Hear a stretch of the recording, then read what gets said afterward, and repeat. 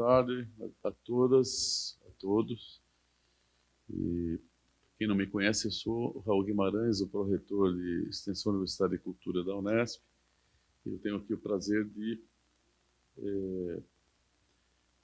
dar início a essa mesa redonda, descortinando a exposição Rubens Borba de Moraes, um protagonista incrível. Tá? Essa mesa faz parte de um festival que a Pró-Reitoria de Extensão e Cultura da Unesp tem organizado, que é o Festival Centenários. E, através desse festival, nós temos desenvolvido uma série de atividades, né, para refletirmos, né, desenvolvemos um pensamento crítico acerca das efemérides. Então, nós temos 100 anos da Semana de Arte Moderna, né, e os 200 anos da independência do Brasil. Bom, e para essa programação, a gente tem tido uma parceria muito importante com a Coordenadoria, né, Geral de Bibliotecas, aqui representada pela sua coordenadora, Flávia Bastos, né, e também com a nossa editora, a editora da Unesp. Então, editora,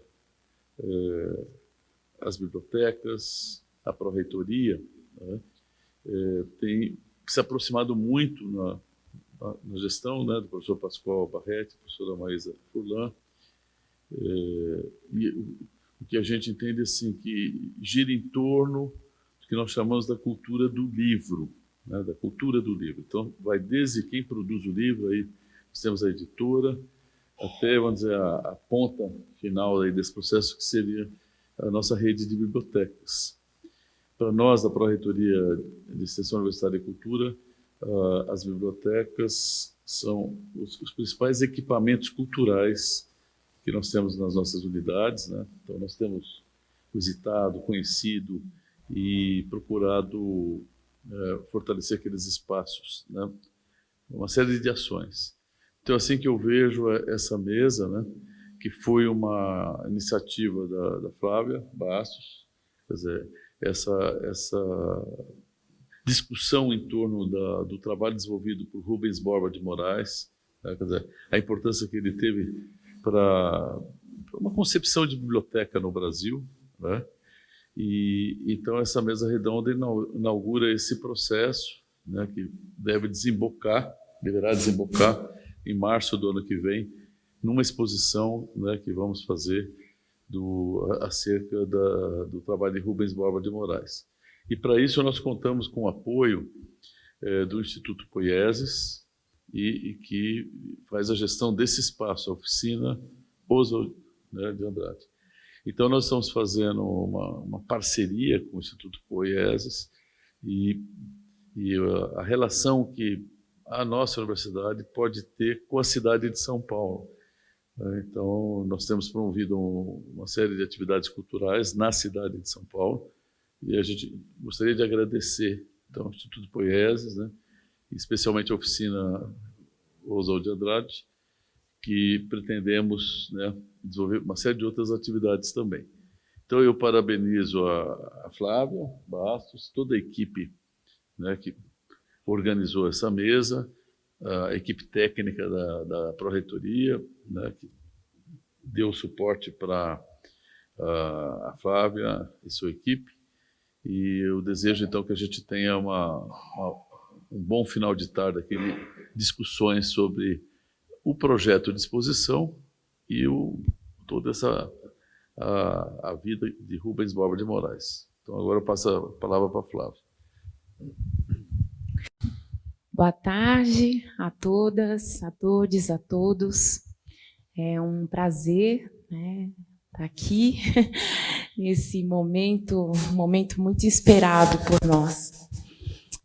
Agradeço, então, em primeiro lugar, professor Raul Borges, nosso pró-reitor de Extensão e Cultura, por ter abraçado, né, esse projeto, essa ideia que surgiu num primeiro momento justamente para integrar o Festival Centenários E ficamos ali pensando ali com a equipe da Coordenadoria Geral de Bibliotecas de que forma as bibliotecas poderiam contribuir, né, para a Semana de Arte. E foi aí que uma pessoa muito especial da equipe da Coordenadoria Geral de Bibliotecas, Lúcia Parra, professor Raul, me apresenta Rubens Borba de Moraes. E é a partir daí que a gente começa a fazer algumas buscas, algo mais geral, e que se transformou em diversas conexões. E quanto mais a gente pesquisa e descobre coisas sobre Rubens Borba de Moraes, parece que cada vez mais está se ampliando essa rede de pessoas, né? E principalmente nos dias de hoje, né, no momento em que nós passamos, é fundamental. Eu gostaria de agradecer, assim como o professor Raul mencionou, ao Instituto Poiesis, que nos cedeu aqui esse espaço para que possamos apresentar, ter a mesa no dia de hoje, e em março, a exposição. Quero agradecer, então, a FEU, né, em nome do professor Gésio, diretor da nossa editora, e assim como o professor Raul mencionou, temos trabalhado muito em conjunto para justamente fazer esse resgate do livro, né, junto com os alunos de graduação, pós-graduação, em todas as dimensões. Agradecer a equipe da PROEC, que me ajudou bastante, Lúcia, e a todos ainda. A gente está numa correria para essa exposição. Quero agradecer imensamente a professora Tânia Regina De Luca, docente do campus de Assis, que será a nossa mediadora. Quero agradecer também os nossos curadores, Silvana Arduini, Nicolas Betoni, Salete, cadê o Lucas? Tem todo um pessoal que daqui a pouco vai vir aqui para compor a mesa, né? Essa mesa será dividida em 2 momentos. A primeira parte, nós teremos Silvana Arduini e Nicolas falando um pouco sobre Rubens Borba de Moraes, a partir da pesquisa de mestrado e de doutorado, né? Então, professor Raul, acho que é isso. Vamos lá.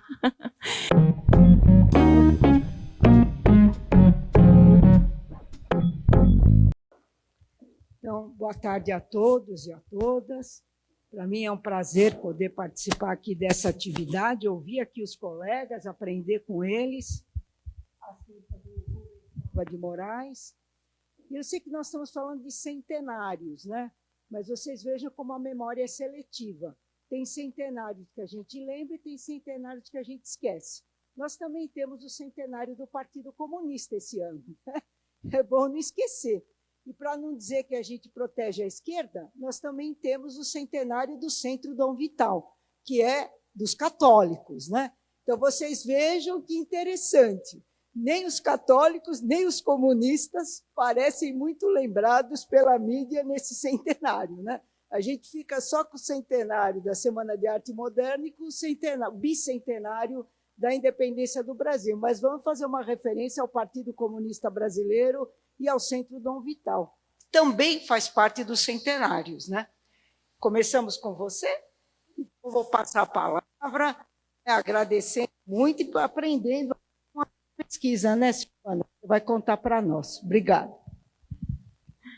Obrigada, professora. Bom, primeiro eu quero agradecer por essa oportunidade incrível, né, de estar aqui ao lado dessa professora brilhante, assim, uma responsabilidade muito grande.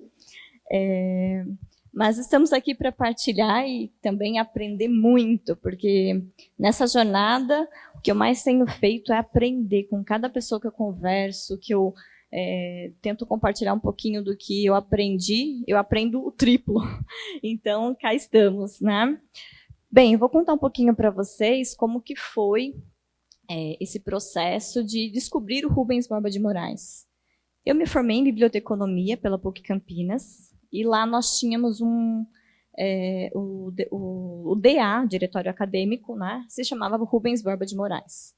Naquele momento, para mim, Rubens Borba de Moraes era só isso, o nome do Diretório Acadêmico. E aí, compartilho com vocês uma vergonha, porque eu fiz parte do Diretório Acadêmico. Continuou sendo apenas o nome do Diretório Acadêmico. Bem, formada em biblioteconomia, fui buscar aí as minhas atuações. Eu já vinha de questões, né, ligadas à biblioteca, à educação, essa prática da biblioteca que a gente vive até hoje, né, não é nenhuma novidade que a biblioteca não é reconhecida pela sociedade, a sociedade não reconhece a biblioteca. Bom, naquele momento, então, eu procurei um mestrado, sempre nessa tentativa de encontrar algo relacionado à biblioteca e ao processo formativo de cidadãos, de pessoas, de crianças, e fui para o doutorado. Né? No doutorado, então, eu descobri um grupo de pesquisa, o Biblioeducação, o GPEB, e lá as questões aumentaram. Né? Se eu acreditava que a sociedade não reconhecia a biblioteca, né, eu sempre gostei muito de passear por cidades aqui da região, ou todas as vezes que eu ia para uma cidade nova, mesmo fora do país, eu sempre gostava de ir às bibliotecas e perguntar para as pessoas onde fica a biblioteca. E já aconteceu algumas vezes de eu estar quase que de frente à biblioteca, na esquina da rua da biblioteca, e as pessoas diziam que não sabiam onde ficava a biblioteca. E isso sempre me instigou muito, porque para mim representa que a sociedade não reconhece. Embora, quando a gente pergunte, né, e aí a gente tem diferentes pesquisas na área da leitura que demonstram que todo mundo diz que a biblioteca é importante, assim como a escola é importante, assim como, né, outras instituições também são importantes.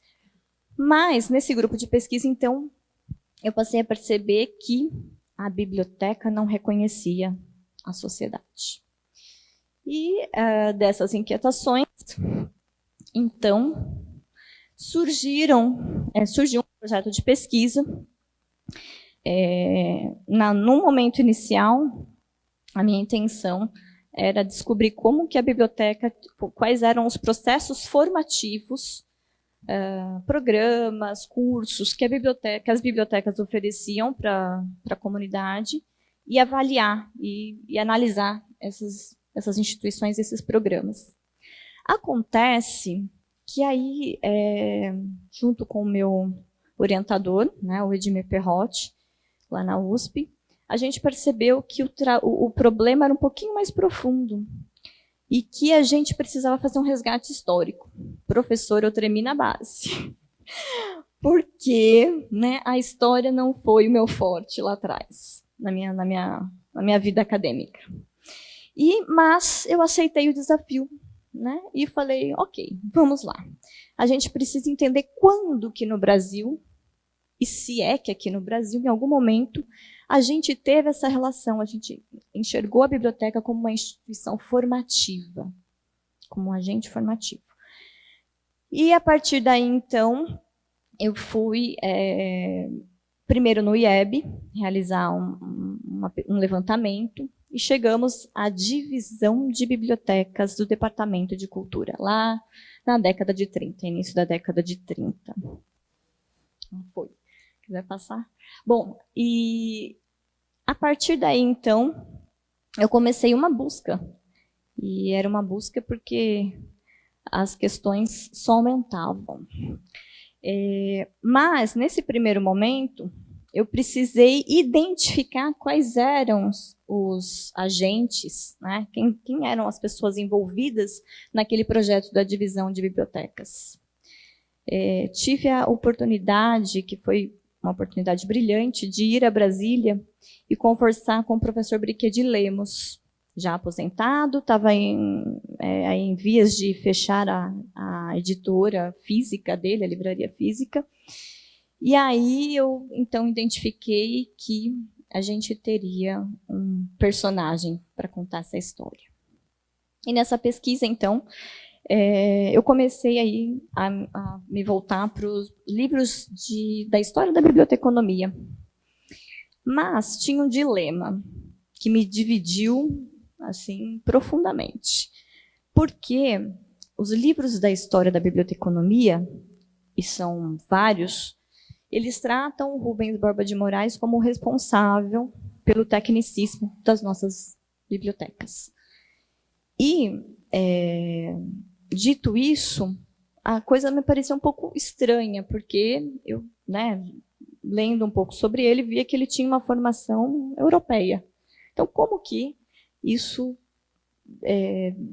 funcionaria? Como que isso, qual era a relação de tudo isso, né?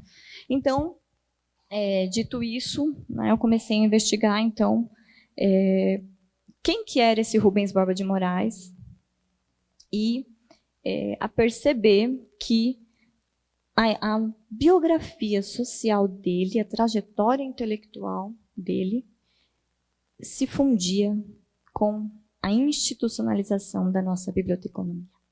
Daí, então, veio a ideia desse projeto de tese, que eu vou contar um pouquinho para vocês. Eu vou tentar não ser acadêmica, mas eu já adianto que o processo de pesquisa é bem diferente do processo de elaboração de uma exposição, né? A gente pode olhar os mesmos objetos, mas a gente tem um olhar diferente, a gente descobre coisas diferentes. Então, nesse primeiro momento, eu vou mostrar para vocês um pouquinho do percurso da pesquisa, e aí, no segundo momento, a gente vai ter a oportunidade de ver um pouquinho de como tem sido a exposição. Tá bom? Bom, como vocês veem aqui, então, eu coloquei qual foi o objetivo naquele momento, era que, a partir da análise que eu vinha construindo sobre a atuação do Rubens Borba de Moraes nessa divisão de bibliotecas, a gente percebeu que aí houve, então, esse projeto de institucionalização da biblioteconomia, que eu espero demonstrar para vocês o porquê que não é das bibliotecas. Eu não estou falando de bibliotecas, né? Bibliotecas nós já tínhamos, e alguns de vocês podem me perguntar, porque os livros da história da biblioteconomia também me indagaram sobre isso. Mas e o curso da Biblioteca Nacional? Você está negando parte da nossa história, da nossa biblioteconomia. Bom, já adianto para vocês que nós tínhamos um curso de biblioteconomia na Biblioteca Nacional desde 1910, teve início de funcionamento em 1911. Acontece que esse curso, ele era eu diria que era para formação em serviço, era um curso preparatório para se candidatar a um cargo específico na Biblioteca Nacional. Então, o curso era organizado conforme a divisão interna, de trabalho da instituição, e tinha esse objetivo muito específico. E aqui, não, aqui era um projeto mais amplo. O objetivo foi demonstrar que, a partir dos anos 30, a biblioteconomia se constitui aqui no Brasil como campo político-cultural. E aí, apresentar esse processo de institucionalização. Bem, dito isto, como eu falei para vocês, primeiro eu tive que reconhecer o Rubens Borba de Moraes como esse protagonista, como um desses precursores da biblioteconomia no Brasil. Não estamos negando todo mundo que passou antes, não estamos negando, especialmente quem atuou brilhantemente no Rio de Janeiro. Mas estamos incluindo o Rubens Borba de Moraes como mais um desses protagonistas. Okay? E aí não é qualquer biblioteconomia. Então, aí vem o cunho político-cultural desse projeto, porque era uma biblioteconomia empenhada, muito bem como diz o Antônio Cândido. Dito isto, fomos então para os arquivos. Como eu falei para vocês, eu comecei pelo IEB, eu fui para a UNB, tendo em vista que ele tinha passado pela UNB no final da sua carreira como professor. A Biblioteca Brasiliana Gita e José Mindlin, o Instituto Hércules Florence, aqui representado pelo Nicolas, o que aí gerou uma parceria incrível. A Biblioteca Mário de Andrade, Monteiro Lobato, o CEDOC da FESP, que era a Escola de Sociologia e Política, onde o Rubens teve uma atuação, enfim, bastante grande, né? Primeiro porque ele participou, e está lá a assinatura dele na fundação da Escola de Sociologia e Política, lá, uma das primeiras, e também foi para lá que o curso de biblioteconomia, fundado via divisão de bibliotecas na Prefeitura de São Paulo, também foi. Então, foi a instituição que acolheu. O Arquivo Histórico do Mackenzie, a Biblioteca e Arquivo Central de Memória da Unicamp, o CIARC, também da Unicamp, Universidade de Brasília, Hemeroteca Digital da Biblioteca Nacional, Acervo do Jornal do Estado de São Paulo, Academia Brasileira de Letras e Academia Paulista de Letras. Essas foram as instituições que eu consultei, né, na época da pesquisa. Naquele momento, eu levantei em torno de mais de 5.000 imagens de documentos, o que deixa a gente um pouquinho tonto, querendo falar sobre tudo, e tendo o orientador no pé para cortar, porque, a gente não dá conta de tudo. Mas, depois disso, assim, acho que teve uma fase também nova para mim, que foi de construir uma ferramenta para eu reconhecer a letra. O Rubens, por exemplo, ele tem bastante documento manuscrito, e eu, conhecimento zero, né? Então, fui atrás disso, para pelo menos fazer esse reconhecimento da letra dele, do Mário, de tantas outras figuras que aí das relações sociais do Rubens, né, com quem ele trocou correspondências. Depois, então, dito isso, né, fiz esse reconhecimento, tem um documento todo para reconhecer quem eram as pessoas,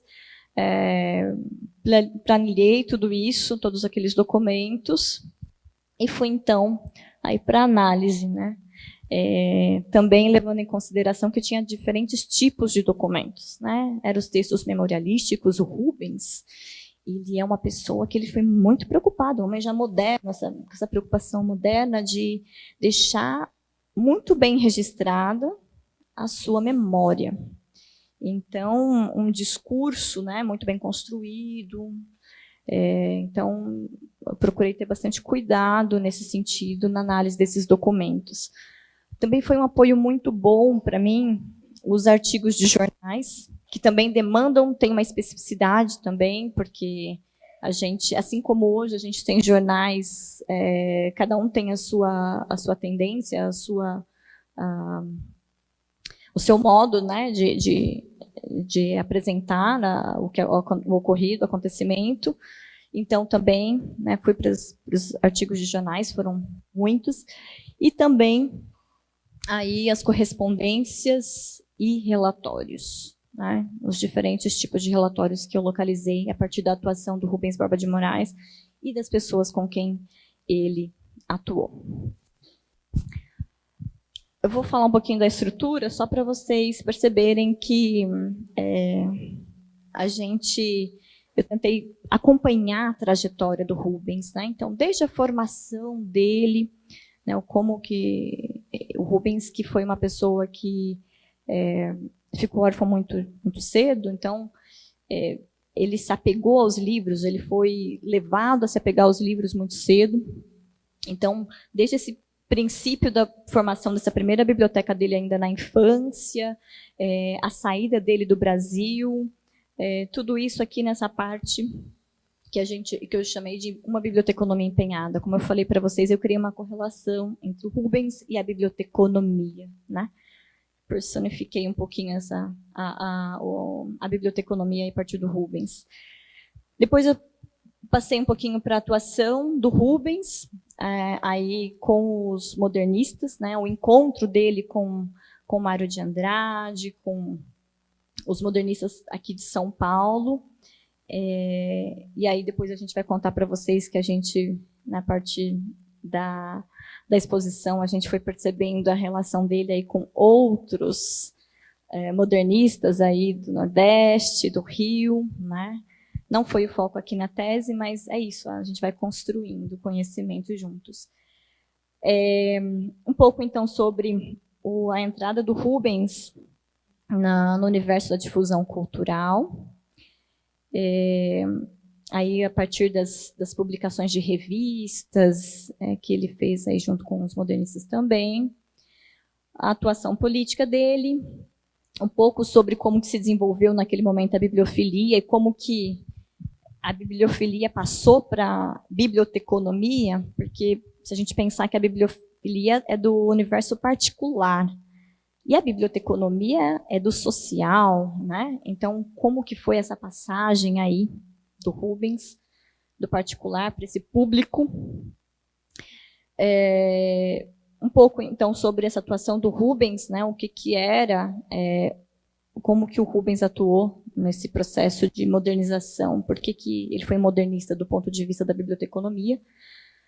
Depois, então, a gente passa, eu passei para a questão da formação dele como bibliotecário e como que foi a formação de outros bibliotecários, né? Como que ele fez essa formação. Então, eu utilizei a transcrição das aulas dele, fiz análise de cada uma das aulas para entender o que é que ele trazia. E aí entender por que ele trouxe o tecnicismo, por que ele foi o tecnicista e onde que isso se deu ou não. E aí, já para finalizar, então, como que foi quais foram as ações que ele tomou em busca do reconhecimento e institucionalização dessa biblioteconomia. Dito tudo isso sobre a tese, então, apresentar um pouquinho do Rubens. Essa figura aqui, eu gosto bastante dessa imagem, é um conjunto de fotinhas 3x4, onde ele apresenta as diversas faces dele. É sorridente, é mais sarcástico, mais sério. E acho que traz essa ideia do Rubens e as suas diversas facetas, né? Bom, o Rubens, como eu falei para vocês, ele nasceu aqui no Brasil.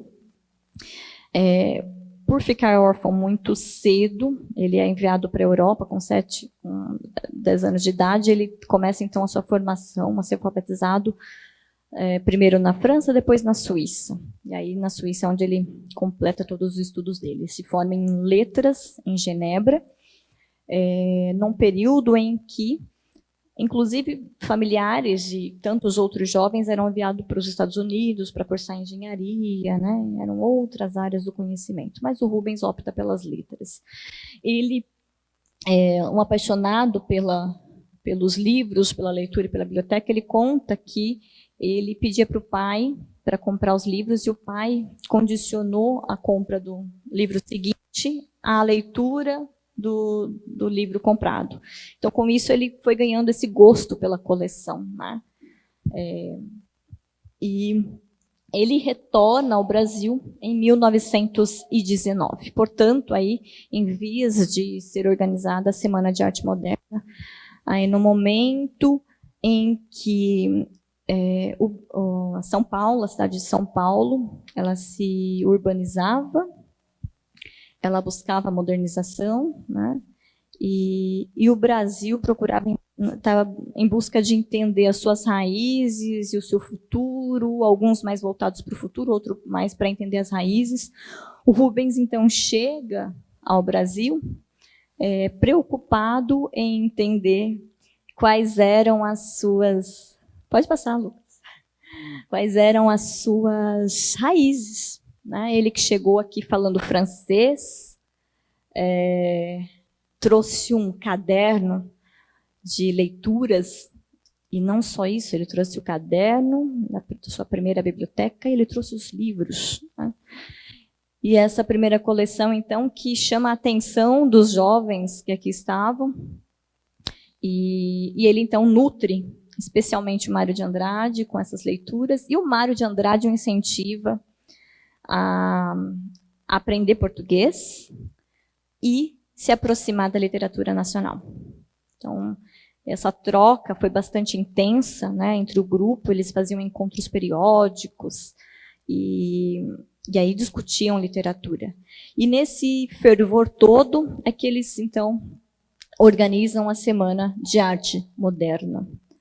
Essa Semana de Arte Moderna que teve repercussões bastante negativas. Hoje a gente celebra aí um centenário, mas a gente sabe que à época os jornais noticiavam que era a bagunça desses meninos que não entendem de arte e acham que estão fazendo alguma coisa. Bom, a gente tinha não só o Rubens vindo da Europa, mas a gente tinha uma Tarsila, a gente tinha, né, o Sérgio Méliès, enfim, eles traziam também esse pensamento, né, aí nas artes para a gente. Aqui eu trouxe para vocês algumas imagens, né, de alguns alguns atores do grupo. A Claxon, né, que foi uma revista que, após a Semana de Arte Moderna, os modernistas então, organizaram essa revista para fazer um barulho mesmo, né, de buzina, de chamar atenção, né, para esse novo movimento, esse novo modo não regrado de fazer arte. A gente tem ali no canto superior esquerdo. Bom, temos ali naquele canto o programa da Semana de Arte Moderna, que recebeu anotações da tia Antonieta do Rubens. Essa tia que foi a semana incumbida de fazer anotações, porque o Rubens, embora ele tenha participado da organização do evento, ele não pôde participar, tendo em vista que ele teve tifo. Então, a tia vai e volta com as anotações para ele. Então, aquele é o programa da Semana de Arte Moderna. E, enfim, aqui o grupo, a revista de antropofagia, né, que foi um pouco posterior. Bem, e o Rubens, até mais do que Mário de Andrade, por exemplo, ele teve partido político, né? Ele tomou partido, né? Então ele se engajou, ele também lutou, né, na guerra, aí, né, nessa preocupação, entre 30 e 32, o próprio Rubens diz que ele viveu um período de guerras, né? E aí de guerra, hoje a gente pode falar do ponto de vista de guerra cultural, mas ele também se engajou aí fisicamente indo lutar, né? No livro de memórias ele fala ele traz um pouco, embora não queira falar muito, mas ele traz um pouco aí sobre o cheiro da guerra, né? O quão ruim é o cheiro da guerra. E esse mesmo assunto ele aparece lá na frente, quando ele vai para a ONU, e aí ele fala da guerra para a paz, né? Do que é uma guerra para a paz. É um pouco diferente daquela que ele vivia, que ele havia lutado. Bem, o Rubens, então, juntamente com esse grupo de modernistas, e aí a gente tem Paulo Duarte, pensando na necessidade de se criar um instituto cultural. O projeto deles não era um instituto cultural para São Paulo, era um instituto cultural para o Brasil, né? Nessa tentativa de se organizar o Brasil, de se pensar o Brasil, projetar o Brasil, entender o Brasil. Então, entra a divisão de bibliotecas dentro do Departamento de Cultura. O Mário de Andrade, que era o diretor do Departamento de Cultura, e o Rubens Barba ficou, então, como diretor dessa divisão de bibliotecas. E por que essa divisão de bibliotecas é muito importante? Ela nos ajuda a entender a institucionalização da biblioteconomia aqui no Brasil, né? Vamos dizer assim, eles organizaram não só as bibliotecas, embora o Rubens ele já comece falando, ele já chega no Brasil falando mal das bibliotecas e querendo fazer a diferença e querendo fazer a diferente, ele como leitor, que era, como frequentador das bibliotecas. Mas, a partir desse momento, eles entendem que é por meio da política que eles podem fazer a diferença, né? Eles, então, partem para esse projeto em que a divisão de bibliotecas seria responsável por organizar um sistema de bibliotecas. Primeira vez que a gente tem essa ideia aqui no Brasil, de ter um sistema de bibliotecas. E o interessante é que aqui em São Paulo, eles já começam dizendo, olha, a gente vai ter uma biblioteca central. Mas não é qualquer biblioteca central. A biblioteca central, na visão, a gente observando o projeto, a gente vê que era um projeto de uma biblioteca de memória, de pesquisa, de estudo. E então é como se colocasse a memória no centro desse sistema de bibliotecas. É sistema de bibliotecas que reconhece as mulheres, que reconhece as crianças. É a primeira vez que a gente tem aqui essa ideia de biblioteca infantil, né, para as crianças, pensada para as crianças.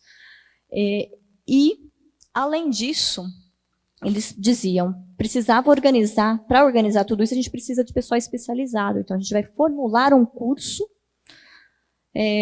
mas um curso também não basta. Então, a gente precisa formar formadores para que a gente tenha, né, aí uma rede de escolas de biblioteconomia, formando bibliotecários capazes, capazes não é esse o termo, capacitados, aí a partir de uma ideia uma ideia moderna do que deve ser uma biblioteca.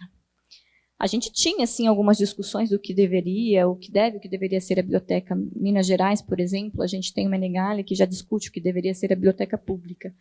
Mas nenhuma iniciativa até aquele momento tinha organizado tudo isso do mesmo modo. E aí, a gente tem também a legislação.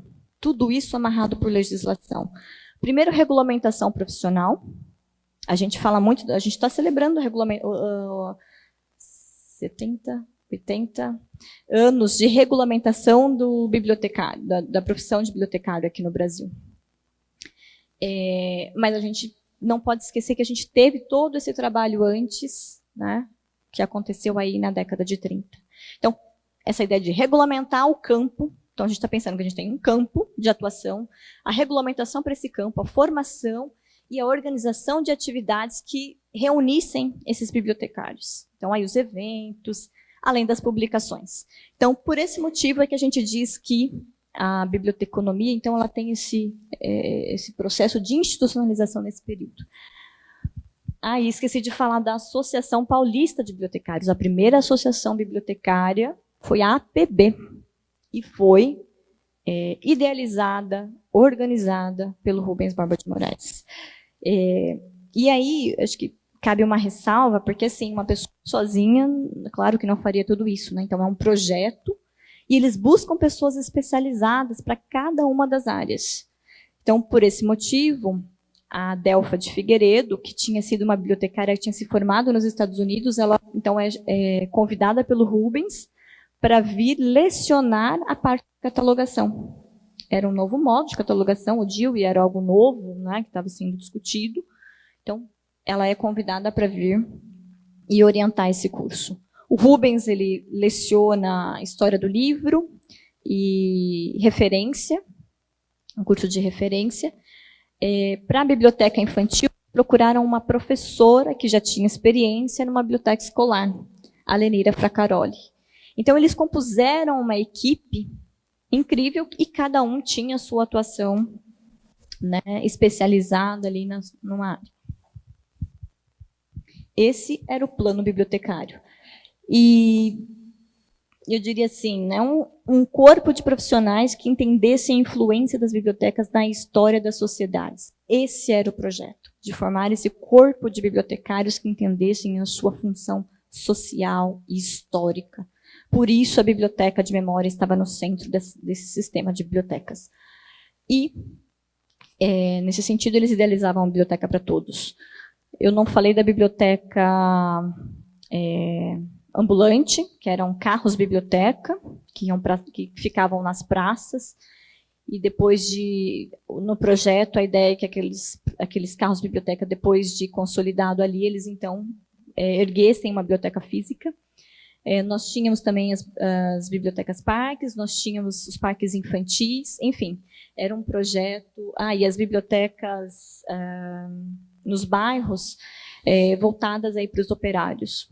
Então, tinha uma preocupação muito grande em envolver a sociedade como um todo, não só os intelectuais lá da biblioteca, né, do centro, mas informar uma sociedade letrada, uma sociedade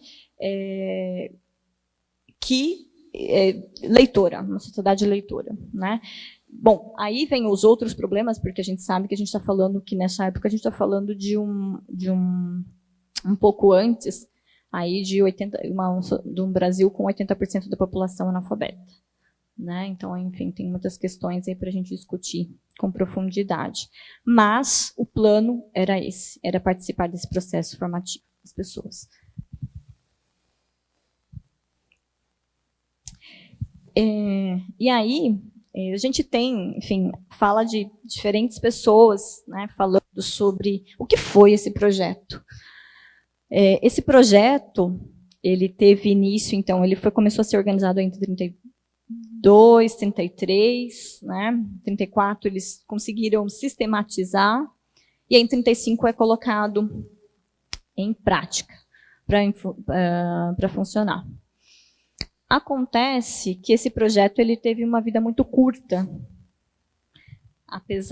Teve uma vida curta, mas a gente tem até hoje, né, os desdobramentos daquela iniciativa, daquela tomada de decisão de colocar avante o projeto. Aqui eu trouxe uma fala para vocês do José Lins do Rego. O que acontece? Em 37, a gente começa a ter desmobilização do projeto. Prestes Maia, então, toma posse aqui em São Paulo. E aí, em 38, a gente vê que o Mário de Andrade já foi mandado para o Rio de Janeiro. O Rubens, aconteceu a mesma coisa. Rubens caiu. No lugar do Rubens foi colocado o Sérgio Millier, mas o maior estrago disso tudo é porque, se até aquele momento a cidade de São Paulo divulgava os seus grandes projetos, né, urbanísticos, isso era propaganda. A gente tinha, a partir do projeto da divisão do Departamento de Cultura, a gente tinha a cultura sendo, né, o grande feito. Mas esse grande feito, então, ele foi sendo desmoronado, e nós tivemos, então, aí pelo Brasil, diferentes intelectuais tomando partido e defendendo um projeto que tinha dado certo e poderia dar muito mais certo. Esse aqui é do José Lins do Rego, e ele disse assim: um diretor entre nós quase sempre se reduzia a mais um administrador de cemitérios de livros, que a qualquer outra coisa. Rubens Borba de Moraes trouxera para São Paulo uma vontade de autêntico criador. Os livros que ele guardava não estavam nas estantes para serem corpos, muito bem empalhados, bem defendidos dos bichos. Livro para ele era para ser lido, para encher a vida, para produzir uma riqueza mais sólida que a das fábricas de Matarazzo. E ele disse: os milhares de livros que tomou à sua guarda iam produzir. Não seriam somente uma coleção para o deleite da vista e catalogação. Bem, esse projeto, então, ele começa a ser desmoronado a partir do momento que, em 37, há uma problematização do pagamento e do custo da escola de biblioteconomia, porque a escola ela servia não só a pessoas interessadas em atuar na Biblioteca Pública de São Paulo. No projeto, eles enviaram correspondências para os municípios, não só de São Paulo, mas do Brasil, convidando para que eles enviassem os bibliotecários, e aí cabe um adendo, porque hoje a gente fala que a gente só atrela a palavra bibliotecário àquele que tem a formação em biblioteconomia, mas naquela época bibliotecário era quem era responsável pelas bibliotecas, tá bom? Então, esses bibliotecários, eles então eram enviados pelos prefeitos de seus municípios para vir cursar, fazer o curso aqui, a formação em São Paulo. Quem não podia vir até São Paulo, Rubens Borba de Moraes, a sua equipe se responsabilizou de enviar o curso taquigrafado para que eles pudessem, então, ter essa formação por correspondência, formação à distância, formação híbrida, né? Essa coisa que a gente fala hoje, assim. É isso, a formação à distância na biblioteconomia, gente, não é recente, não. Começou lá atrás, na década de 30, quando, então, por meio de cartas, né, do envio desse material, o pessoal podia se formar na cidade. tá? Mas ainda assim, nós recebemos aqui em São Paulo pessoas de diferentes municípios, diferentes prefeituras. Havia uma troca intensa de correspondências de formação nesse sentido. Bem, o Rubens, então, ele sai da biblioteca municipal, muito bravo, e ele começa, então, a falar um pouco com mais afinco, porque ele diz que ele é um homem da ação. E, de fato, nesse período, ele pouco falou sobre o que ele compreendia ser a biblioteca, o que ele compreendia deveria ser a biblioteconomia, enfim, a cultura. Mas, a partir desse momento, então, aí acho que talvez movido pela decepção, ele então começa a falar quais são os problemas das bibliotecas no Brasil.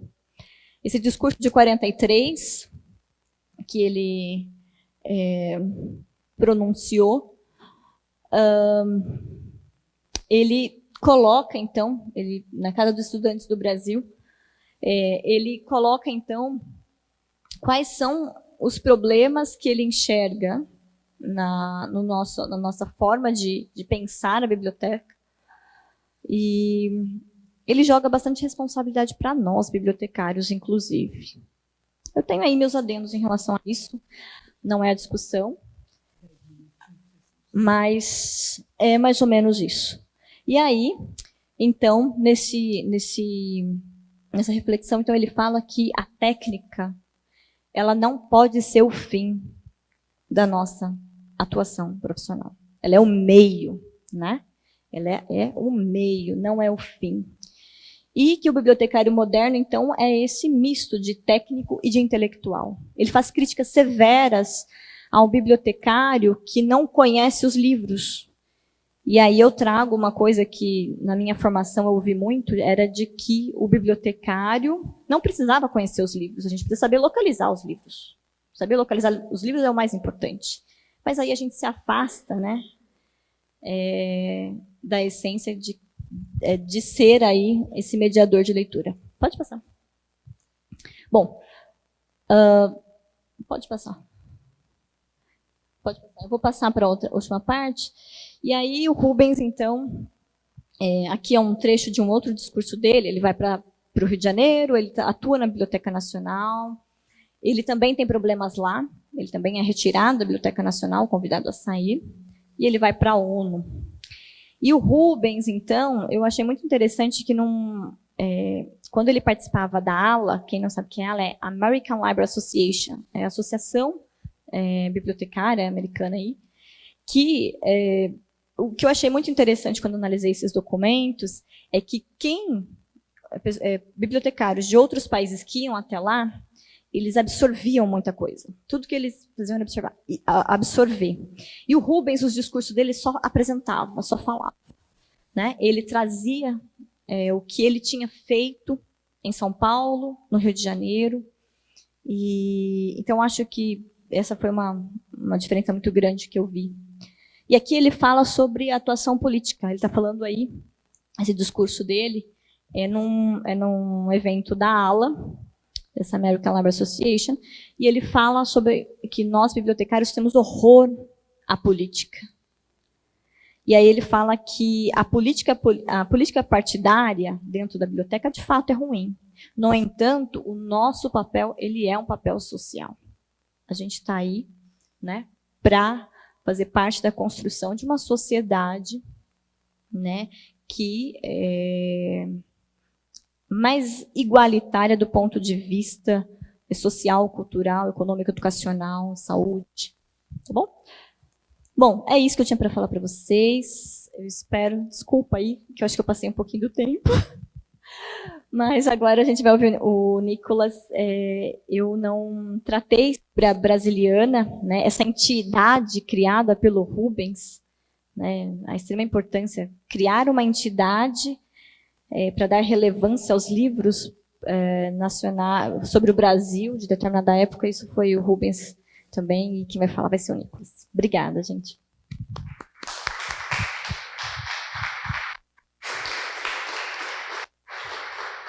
Bom, agradeço a exposição pena que nós não tenhamos tempo para ouvir com mais detalhes tudo que você trouxe, Silvana.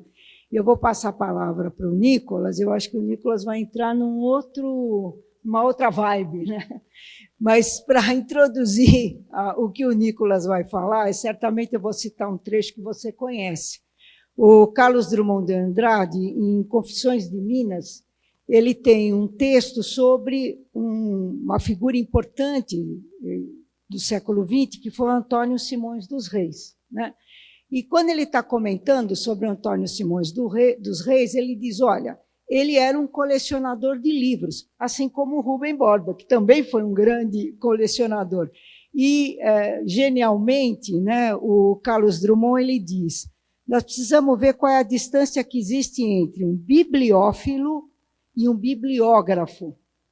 E, às vezes, é impossível, a pessoa vai ser a vida toda só um colecionador de livros. E, algumas vezes, a pessoa consegue transpor essa distância entre colecionar e ser um bibliógrafo rapidamente. Eu acho que isso a gente pode aplicar não só ao Antônio Simões, mas ao Rubem Borba de Moraes, né? Então, aí, com o Carlos Drummond, a gente introduz a fala do Nicolas. Por favor, Nicolas. Boa tarde a todos. Agradeço a presença de todos vocês, todas, todos. Agradeço a professora Tânia por essa introdução que é super pertinente. E também tenho a honra de tê-la aqui, que eu utilizei algumas obras na minha dissertação. Então, é um prazer tê-la aqui. Eu vou falar um pouco de vocês, como a professora disse, de uma outra faceta do Rubens, nesse lado que está interligado, né? O bibliófilo e o bibliógrafo, né? Nesse caso, ele conseguiu unir essas duas coisas. É interessante porque a Silvana fala mais dele como bibliotecário, eu falo dessas outras facetas. Então, nossos trabalhos meio que se complementam e a exposição vai ficar, acho que, incrível nesse sentido, né? Tem essas várias facetas do Rubens, né? Que são bem interessantes. Vou falar um pouco da minha trajetória. O meu TCC foi sobre... Eu sou formado em biblioteconomia pela UFSCar, e o meu TCC foi sobre a digitalização de obras raras na Biblioteca Nacional. Então, minha história é um pouco parecida com a da Silvana. Eu não conhecia até então o Rubens, né? E a partir desse trabalho que eu conheci o Rubens e soube que ele foi diretor da Biblioteca Nacional, né? Então, já tenho uma conexão. Aí, em 2017, eu participei de um projeto na Biblioteca Brasiliana, Gita José Mindlin, da USP, que é onde hoje está a coleção dele, né? Então, eu fui trabalhar lá, eles abriram um projeto para a Biblioteca Digital. Tinha uma bolsa, eu consegui essa bolsa e fiz a catalogação das obras do Rubens que estão lá. Então, eu fiz essa catalogação e também a catalogação das obras de história. E também a formação da Biblioteca Brasiliana, muita gente não sabe, foi o Rubens que ajudou a construir, né? Porque muitos dos livros que estão lá eram dele, e depois ele vende para o Mindlin, né? Então, o que a gente tem hoje lá na USP foi, em grande parte, a responsabilidade do Rubens, né? Por essa formação. Pode passar. Então, o meu trabalho ele surge exatamente com essa...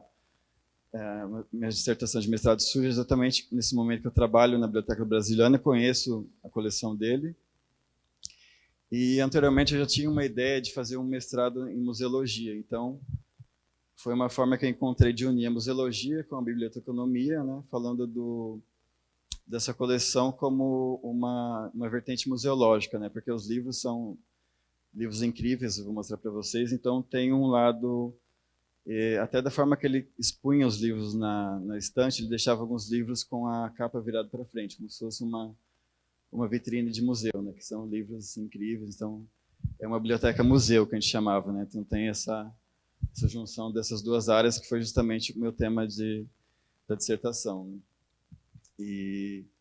Então, a partir dessa conexão com a biblioteconomia, eu falo, a coleção tem livros assim, a partir do século XVI até livros mais atuais.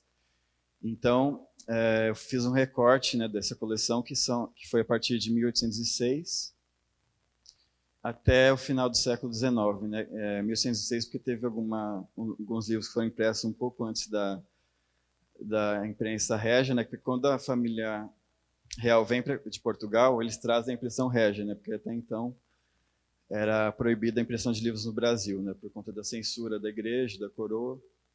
Então, quando a família real vem para o Brasil, eles trazem a imprensa e começam a imprimir livros no Brasil. Então, na coleção é composta por esses livros da impressão régia.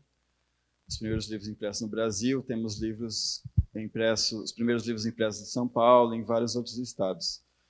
Então, dou todo esse panorama dos livros impressos durante o século XIX. Né? E aí eu vou falar um pouco dos assuntos que os livros abordavam e vou mostrar para vocês algumas características desse sentido. Pode passar. Pode passar também. Aí, essa parte que a Silvana falou de quando ele chega de Genebra, justamente quando ele encontra com Mário de Andrade, e nesse encontro ele traz os livros europeus, franceses, né? Então ele traz essa cultura francesa do que estava sendo publicado lá para o Mário ler e os outros modernistas, e o Mário passa essa literatura brasileira para ele, atualiza o Rubens do que estava sendo publicado aqui.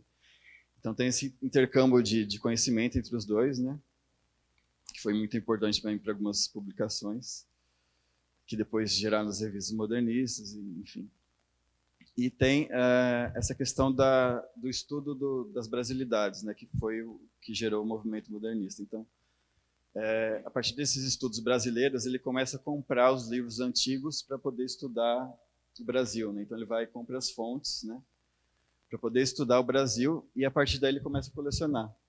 E ele conta também que ele que inoculou o vírus da bibliofilia no Mário de Andrade, né? Então a partir dessa conexão, o Mário também começa a comprar livros, né? Então tem essa conexão. Então ele assim, coleciona livros da vida toda, né? Na fazenda também tinha biblioteca, né? Que a Silvana comentou, que quando ele era criança tinha uma biblioteca na fazenda que ele morava. Então, desde sempre ele conviveu com os livros e vai até o fim da vida colecionando, né? Aí, um pouco da coleção dele. Então, em 1965 ele já tinha uma das maiores coleções brasileiras do Brasil, né? Só perdia para a Biblioteca Nacional. Então ele tinha principalmente da impressão régia, né, do século XIX, também de autores do 17 e 16, né, de autores brasileiros, autores portugueses, e tudo quanto obra sobre o Brasil, né, que é chamado de obras coleção brasiliana, né, nesse caso, que vai até o começo do século XIX. Essa é uma imagem da biblioteca dele. Aí vocês podem ver, não sei se dá para ver direito, tem os livros virados com a capa para frente, né? E essa foto é um pouco antes dele morrer na casa de Bragança Paulista. Então foi o que ele deixou. E hoje, pode passar, por favor. Aí depois que ele morre, a coleção vai para o José Mindlin. Essa é uma foto na casa do José Mindlin, que ele deixa para o Mindlin uma forma de consignação, com a promessa de que seja criado um Instituto do Livro, né? Que isso ocorre vários anos depois, que é a Biblioteca Brasiliana. Pode passar. Essa é a foto que hoje é da Biblioteca Brasiliana, lá na USP, né? Que é a coleção dele. E uma visão mais ampla, a parte o primeiro andar é onde hoje está a coleção, lá na Brasiliana. Pode passar.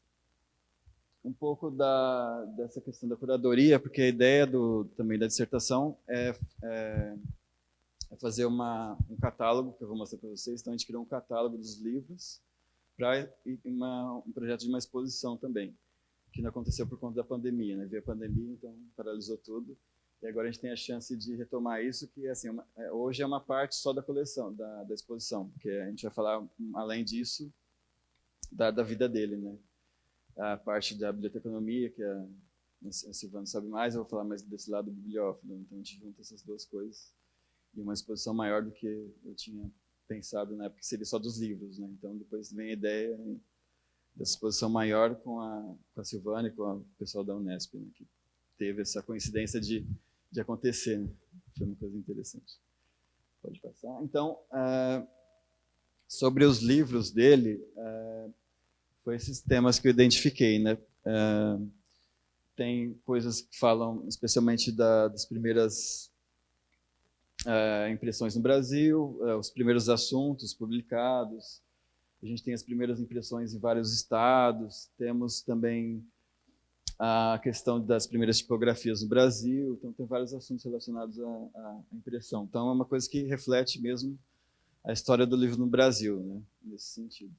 E a segunda parte do catálogo são as questões mais estéticas, né? Então, eu falo um pouco das encadernações, das gravuras, das assinaturas, dedicatórias. Então, é uma coisa mais estética, e a primeira parte é mais do conteúdo dos livros, né, que tratam de alguns assuntos interessantes também, que eu vou... Pode passar. Então, pode passar. Esse é uma imagem do primeiro livro publicado no Brasil, que ele é de 1747. Está faltando dele, tem um erro de impressão. Então, nessa época era proibido a impressão. Então, esse livro foi censurado. O tipógrafo foi um tipógrafo português, o Antônio Isidoro, ele foi preso, né, deportado para Portugal. E os livros, a maior parte deles foram queimados. Então, esse é um dos únicos que restaram. Pode passar. Aí tem essa questão de obras acadêmicas, que na época também estavam surgindo os cursos acadêmicos, né? Tem os cursos de Direito, que surgem em Recife, em São Paulo, então tinham que ter as publicações referentes aos cursos, né? Pode passar. Pode passar. Aí nós temos também algumas coisas as primeiras publicações, né? O primeiro almanaque, obras sobre filosofia. Tem umas obras que já falavam que eram a favor da abolição, obras que já falavam da distribuição de terras, que são assuntos atuais até hoje, né? Que a gente tem uns problemas que se refletem. Pode passar. Pode passar também. Esse é a publicação do Dia do Fico, né? Que tem aquela famosa frase, como é de bem de todos, felicidade gerar danção, estou pronto, diga ao povo que fico, né? Que era tudo publicado, então. De 1822 também. Pode passar. Algumas obras que trazem algumas críticas, né, que eu trago essa curadoria contemporânea falando do que era tratado na época, que a gente tem reflexos ainda hoje, né? A questão do racismo, né, da misoginia, né, contra os indígenas também. Essa obra é uma defesa a essa outra obra que defende, né, que é contra essas ideias. Pode passar também. Tem esse manuscrito que ele é uma relação das pessoas que vieram com a corte, que é um documento incrível.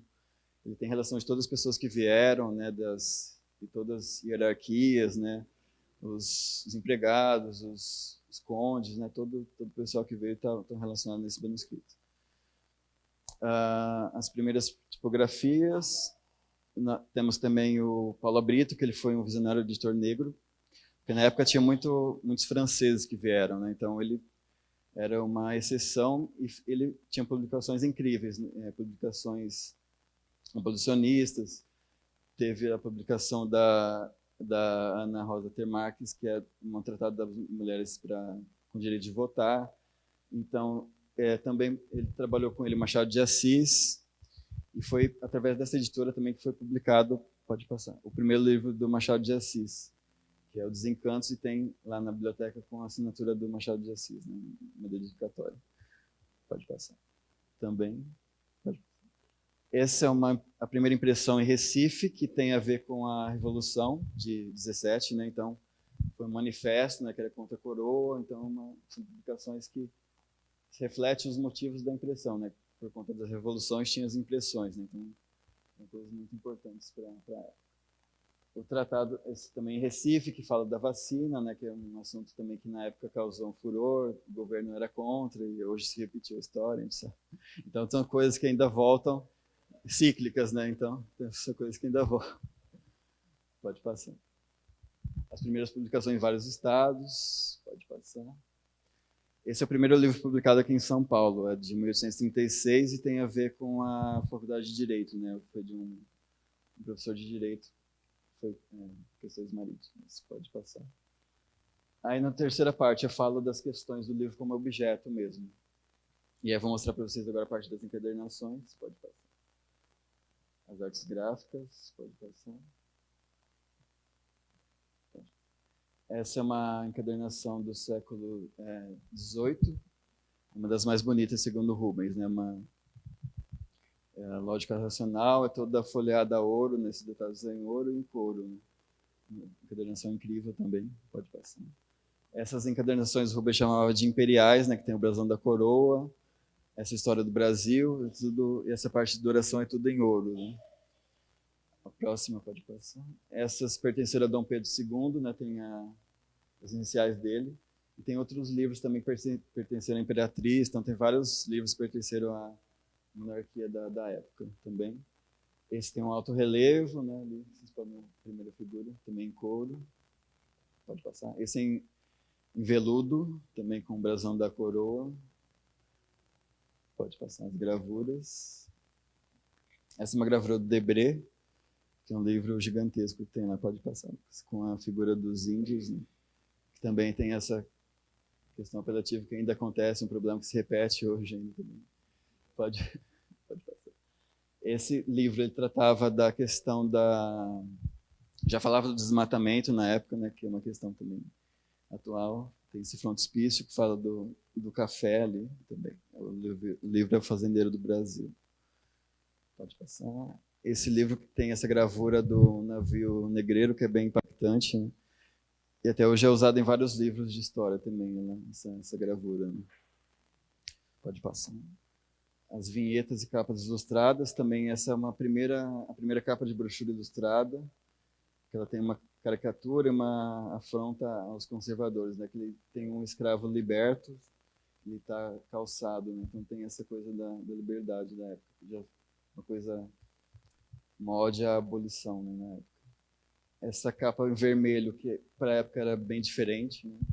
Caça do Brasil, ali já aparece a visão da indígena, um pouco do progresso, ali embaixo tem o trem, não sei se dá para ver, então o progresso e o índio também relacionado, já tendo mais importância, né, no final do século XIX.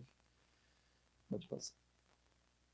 E alguns desenhos iluminados manuscritos, pode passar. Esse é um manuscrito do final do 18, né? Então, lá de Sabará, que ele é bem interessante. Pode passar. Bom, então acho que era mais ou menos isso. Então a gente fala da importância do Rubens, desse legado que ele deixa nessa coleção, de como a gente pode usar isso hoje, né? Porque a gente lembrar o que aconteceu e pensar o hoje, né? E a gente vê que muita coisa ainda se repete, infelizmente. Então, essa coleção é super importante nesse sentido, né? De ter essa história do Brasil, do livro, refletida nessa coleção que ele conseguiu reunir. Pode passar até o fim, pode ir até a última, que é só finalizar com uma frase do Rubens. Então, ele fala: livros, somente livros, não explicam a difusão de ideias revolucionárias, mas explicam muitos outros acontecimentos. Se quisermos estudar a história das ideias, a divulgação das técnicas, toda a evolução cultural brasileira, enfim, é indispensável estudar a história dos livros das bibliotecas. É isso.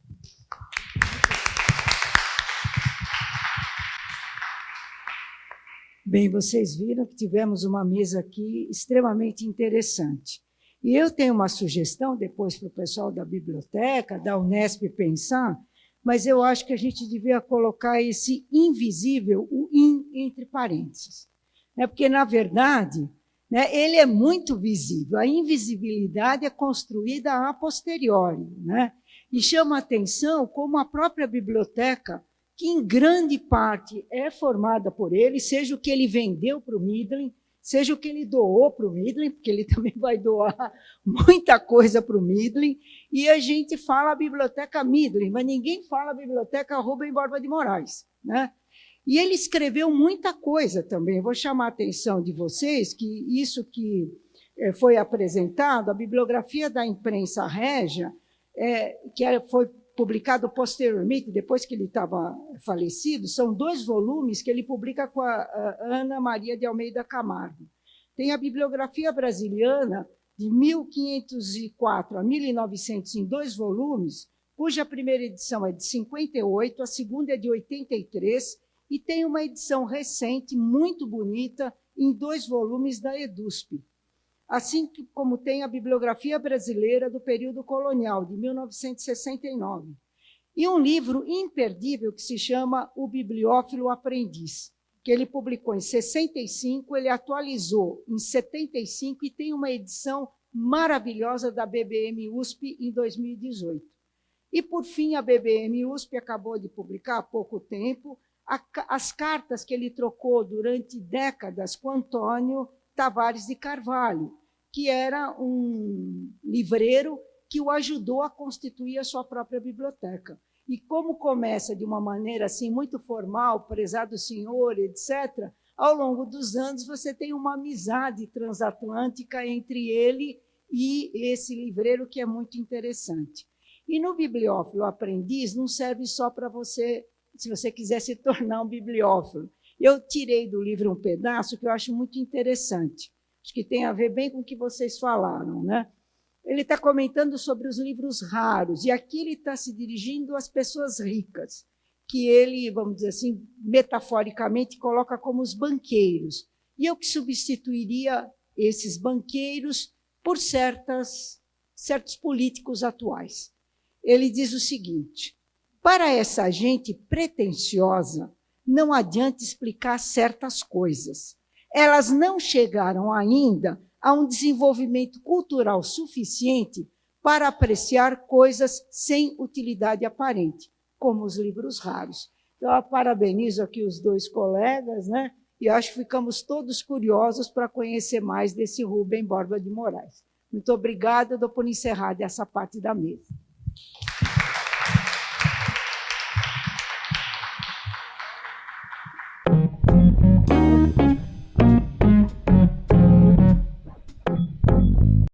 Bom, então agora vamos para a segunda parte do nosso evento. Eu gostaria aqui de chamar para compor a mesa Silvana Arduini, Salete Santos, Lúcia Parra, Lucas Melara, Nicolas Betão. Bom, gente, tudo bem? A gente chega agora na nossa segunda parte, onde a gente vai falar um pouquinho sobre a transformação de leituras, né, de todos esses trabalhos que foram apresentados, como que a gente consegue, pelo menos a pontinha do iceberg, transformar na exposição Rubens Borba de Moraes um protagonista invisível. Nosso processo de desenvolvimento começou com toda certeza, assim, com a imersão no trabalho, tanto da história da biblioteca do Brasil, mas também das referências incríveis que a Silvana e o Nicolas, como detentores aí de todo o processo de estudo e de curadoria, trouxeram, né? E, perdão, eu começo confessando que no começo foi um banho de informação, porque vocês estão vendo a quantidade de anos e ocasiões que estão sendo retratadas nesse processo. Mas, em primeira instância, né, como que a gente conseguia se auxiliar para isso se tornar, de fato, uma contação de histórias, né? A exposição ela tem muito esse caráter, especialmente por ela estar sendo projetada para ser uma exposição móvel, para estar dentro das bibliotecas da Unesp e também nas instituições parceiras que estão cheias de jovens, né? E essa ponte muito interessante se dá a hora que a gente traduz essa história do Rubens numa linguagem que também torne relevante, muito significativo, o papel que ele tem para as bibliotecas e o papel que as bibliotecas têm também como formação cultural muito importante e de acesso democrático à nossa juventude. Então, a hora que a gente foi passar, né, por esses capítulos especiais que estão na tese da Silvana, esses capítulos se tornaram, de fato, capítulos de um livro que a gente queria traduzir com os conflitos, com as amarrações, com a jornada que o Rubens, enquanto herói dessa exposição, vive. Então, desde o começo da história dele, na hora que a gente fala sobre uma vida entre livros, o processo de formação dele no exterior, o retorno dele para o Brasil, todos esses momentos sendo trabalhados dentro da exposição como áreas são pensados a partir da perspectiva que os nossos espectadores vão ter, né, ao vivenciarem essas sessões da exposição.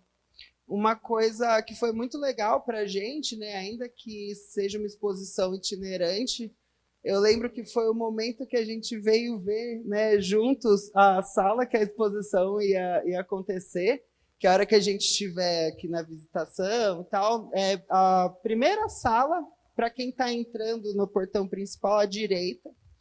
E aí, a hora que a gente viu o espaço e o circuito que o visitante ia ter ali, né, ainda que adaptado para várias realidades, foi o momento que a gente conseguiu, então, de alguma forma, linearizar essa história e dando marcos para a interatividade em vários pontos-chave. Como vocês viram, um desses muito importantes foram os cadernos do Rubens, que vão estar ali como uma preciosidade incrível da exposição, e também todo o percurso dessa transmissão do conhecimento, tanto no envio das informações Brasil afora, como também no recebimento dos pedidos para os cursos serem enviados. Uma coisa como o resultado, que a gente está chamando nessa área de o legado, também fala sobre qual foi o papel dele na construção das bibliotecas importantes, que a gente viu aqui na nossa apresentação, e a gente também quer propor uma visitação rápida, né, dentro dessa experiência da exposição, a todo esse resultado da obra dele.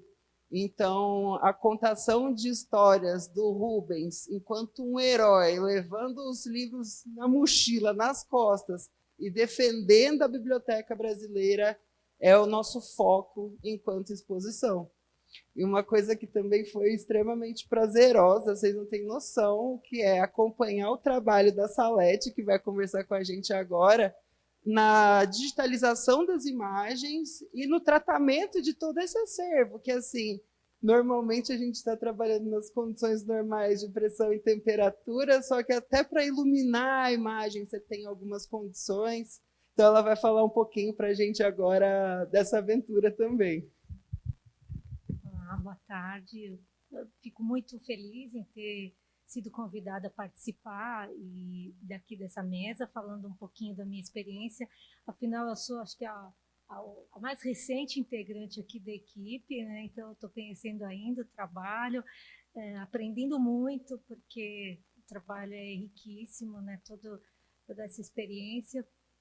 E quando eu fui chamada a fazer as fotos, eu não tinha ideia de quem era o Rubens, porque, afinal, como muita gente já falaram aqui, a gente conhece o Mindlin, mas não conhece o Rubens, né? Eu era parte desse público.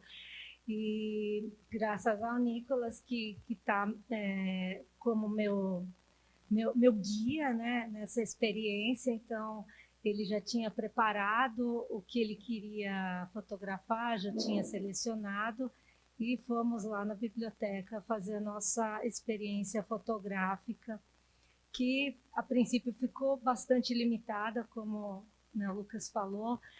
A gente foge um pouco do padrão de uma fotografia.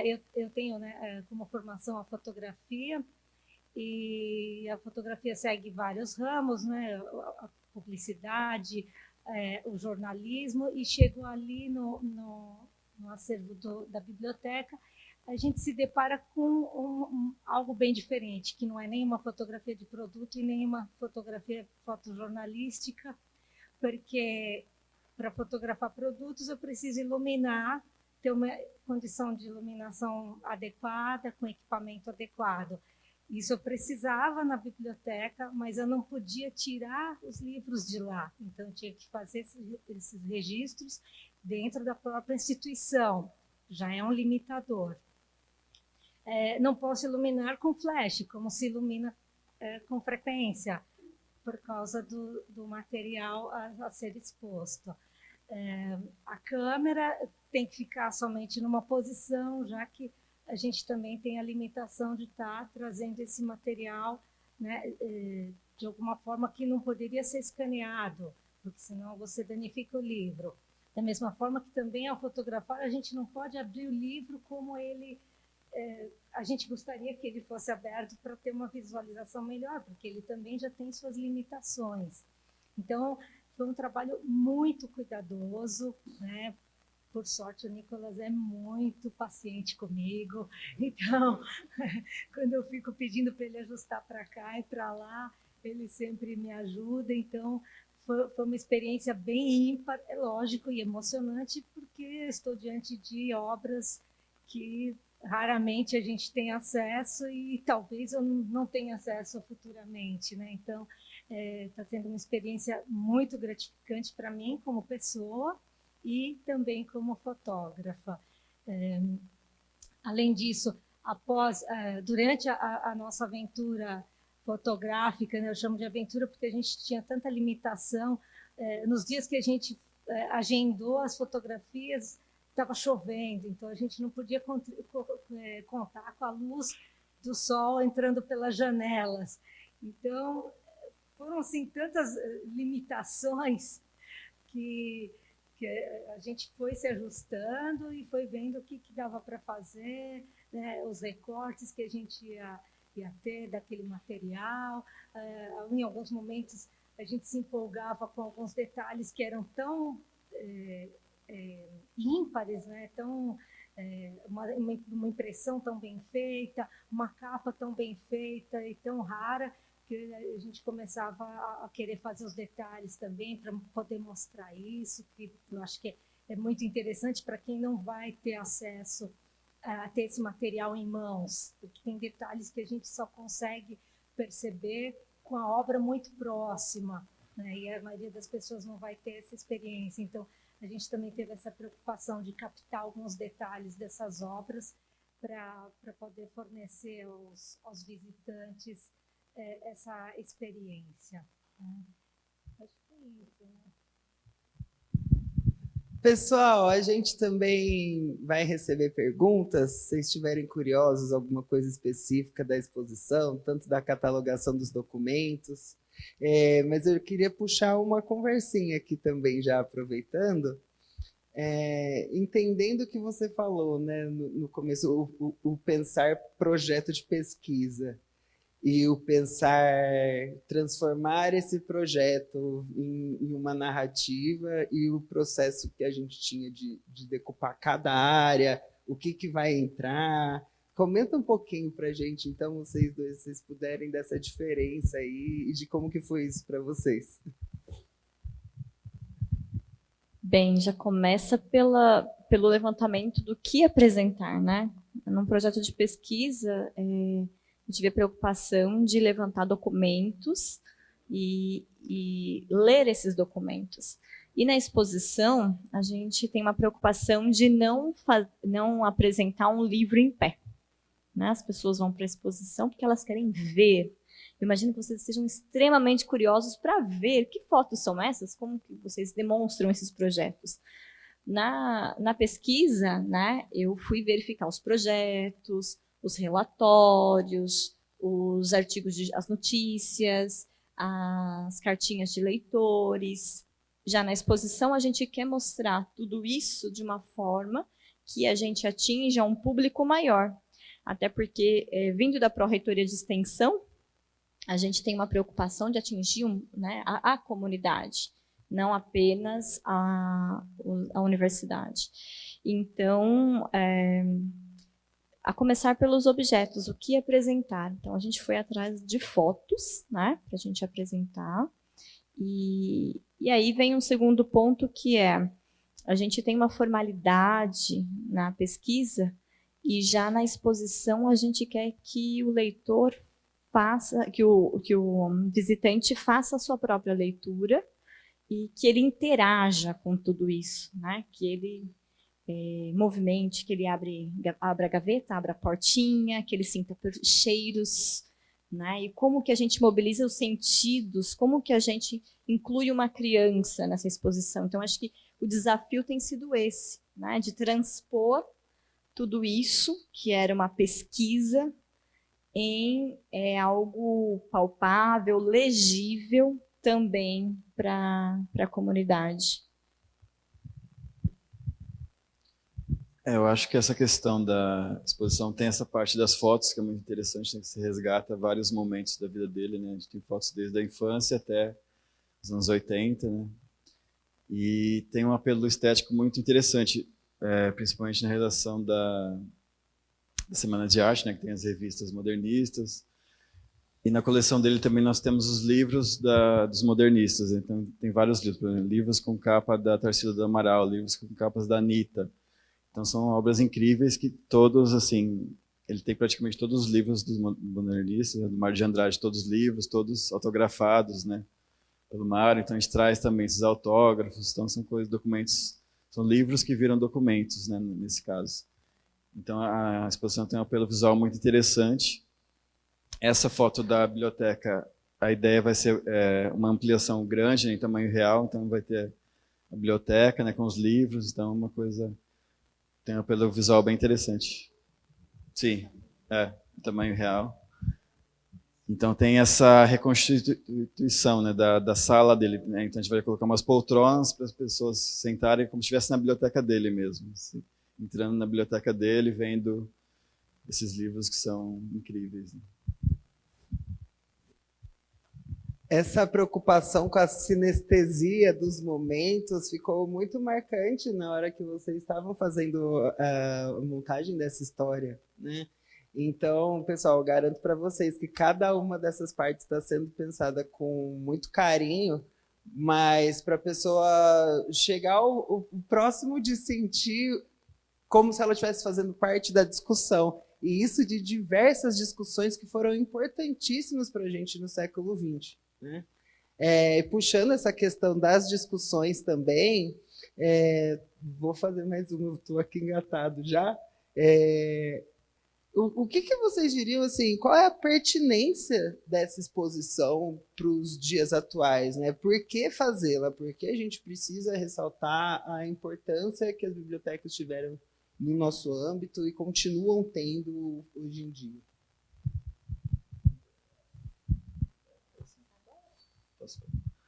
Então, da minha parte, tem essa questão da memória, né? No caso que eu me refiro aos livros do século XIX, a gente vê que hoje, infelizmente, alguns estão muito atuais, né? Então, ter esse acervo que tem preserva essa memória, né? Que hoje pode ser uma fonte de estudo, né? Que pode virar dissertações. Então, isso é muito importante para discussões atuais, né?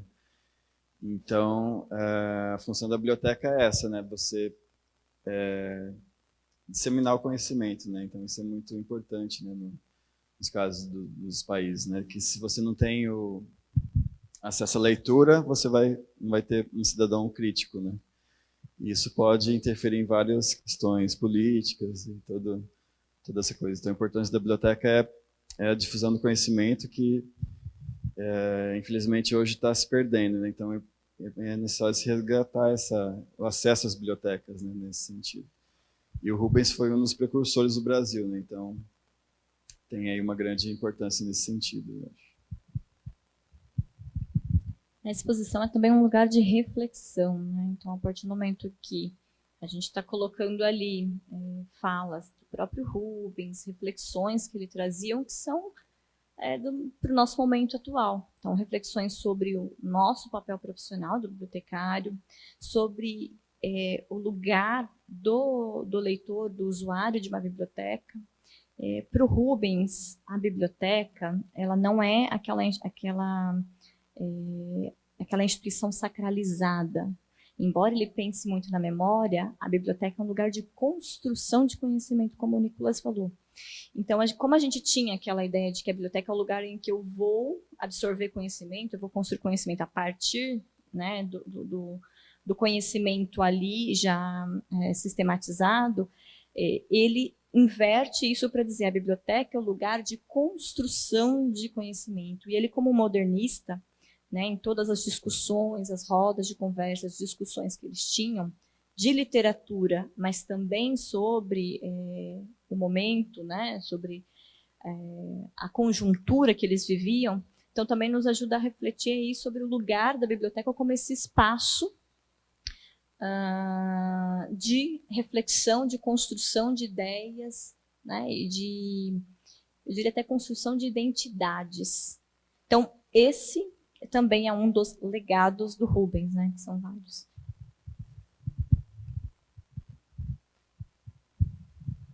Oi, sou Lúcia, sou bibliotecária, né, da CGB, trabalho na equipe da Flávia Bastos.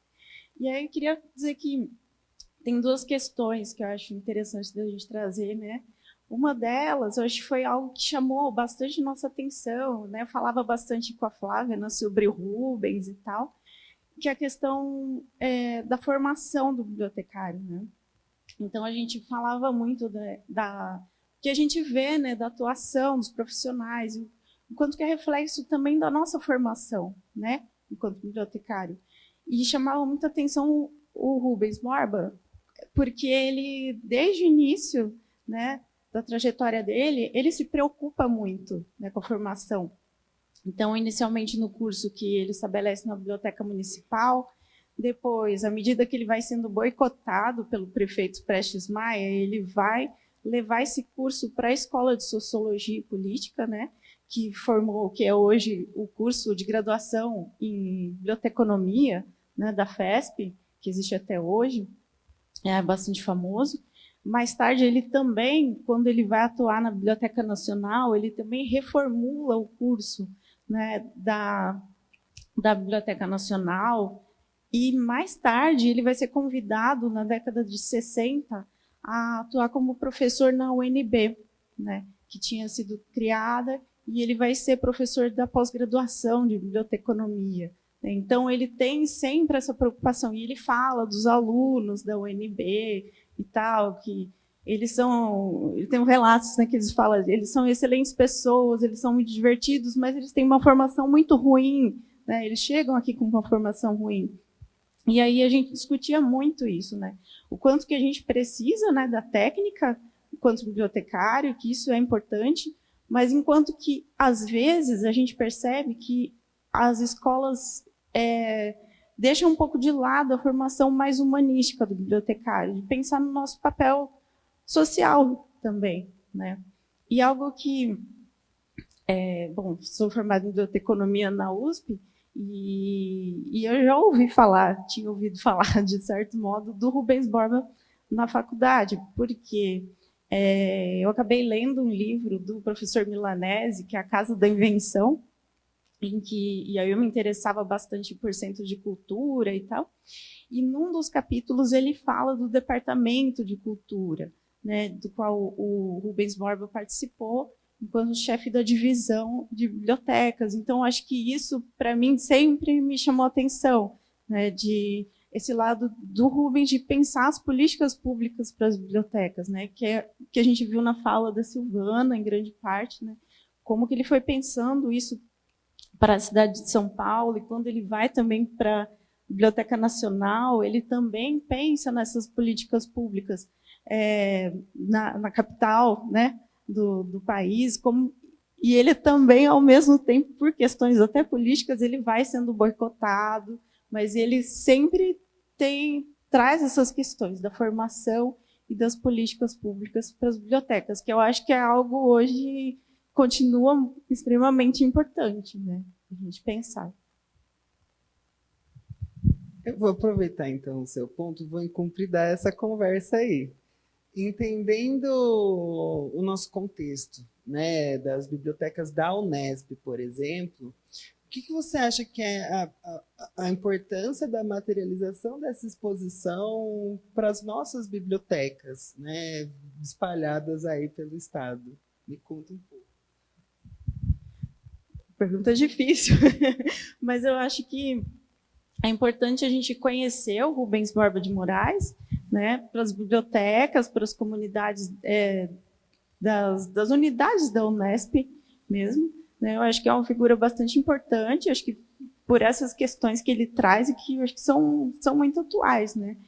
E de pensar em trazer também os alunos, né, sejam de graduação, de pós-graduação, para as bibliotecas, né, que eles vejam as bibliotecas não só como um lugar burocrático de pegar o livro emprestado ou não, mas um lugar de você estar na biblioteca, que é um lugar de você ter o conhecimento, de adquirir o conhecimento, mas também um lugar de discussão de ideias e um lugar de criação, né? Acho que isso é importante, trazer isso também para as bibliotecas, como um espaço de criação, como também um espaço, como a Silvana falou, de formação, né? É um complemento, né? Ele está envolvido diretamente, né, com o ensino, né? Enfim, acho que é isso. Perfeito. Uma pergunta que agora também é para todo mundo. A partir da experiência que vocês, enquanto indivíduos, estão tendo com o processo da exposição, como que vocês colocariam aí a importância das parcerias para ela acontecer, tanto na questão da curadoria, na questão do itinerário, que eu sei que já tem um monte de gente querendo que a exposição vá para as instituições, então que importância que a gente pode dar aí para as parcerias dentro desse processo? Bom, antes da parceria tem a iniciativa, né? Então, novamente, eu parabenizo a Unesp, a Pró-Reitoria de Extensão, porque sem essa iniciativa, né, não há tomar a coragem de começar. Depois a gente encontra por sinergia, a gente encontra, né, interessados em discutir, em refletir sobre o assunto e levar adiante a exposição. Então, a exposição é muito importante, a parceria, desculpa, é muito importante, mas ela só existe porque primeiro tem esse trabalho, esse pontapé inicial dado. Então, mas, enfim, ela é muito importante justamente para a gente difundir, né, tudo isso. E acho que o trabalho que os modernistas fizeram, e Rubens repete o tempo todo, ele não fala que o trabalho foi dele, ele não fala que o trabalho foi do Mário, embora a gente, né, já sabe que quando a gente fala de Semana de Arte Moderna, a gente fala do Mário de Andrade, né, a Tarsila, assim, mas o Mário de Andrade é como se, e de fato ele foi um homem fenomenal, não tenho o que discutir, mas assim, acho que ele enfatiza que foi um trabalho em equipe, um trabalho em grupo, e a gente está aqui num trabalho em grupo, né, e a Unesp, sem orgulho nenhum, está aceitando a gente fazer essas parcerias para conseguir material de outras instituições, para que outras instituições acolham. Então, realmente, eu tenho que parabenizar por isso, porque é assim que a gente vai crescer, né? Eu acho que tem uma grande importância. No caso do Rubens, parte do arquivo dele está no Instituto Hércules Florense, parte está na Brasiliana, nós temos documentos no IEB, na Mário de Andrade. Então, são várias instituições que a gente vai pesquisando e reunindo esses documentos, né? Então, para formar uma exposição muito interessante, né? Que estão espalhados aí por vários lugares.